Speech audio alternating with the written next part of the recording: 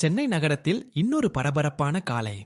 கார்கள் ஹார்ன் அடிக்க, பஸ்ஸோட குழந்தைகள் பள்ளி பஸ்ஸை பிடிக்க ஓடினார்கள். இந்த பஸ் எப்போதும் தாமதம்தான். நாள்தோறும் நம்ம முட்டாள்கள் மாதிரி நிக்க வைக்குது. எப்போதும் இருக்கும் டிராஃபிக் தான் அர்ஜுன், கொஞ்சம் அமைதியாயிரு. நாளைக்கு நாமே அங்கிள் கிட்ட கேட்கலாமே, ஏன் பஸ் தாமதமா வருது என்று. Super idea Varun.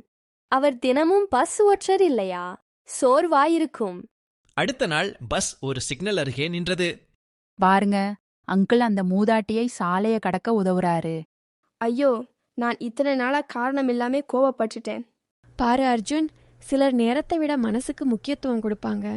அந்த மாலை எல்லா குழந்தைகளும் குடியிருப்பு மேல் மாடியில் கூடினார்கள். நம்ம நகரம் சோர்வா இருக்கு போல, புகை மட்டும்தான் நிறைய. நாமே சில செடிகள் நடலாமா?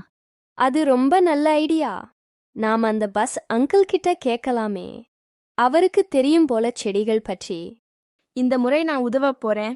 இனிமேல் புலம்ப மாட்டேன்.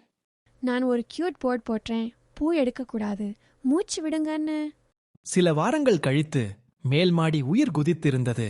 செடிகள், பூக்கள், சிரிப்பு எல்லாம். பஸ் அங்கிள் ஒவ்வொரு ஞாயிறும் தண்ணீர் ஊற்ற வருவார்.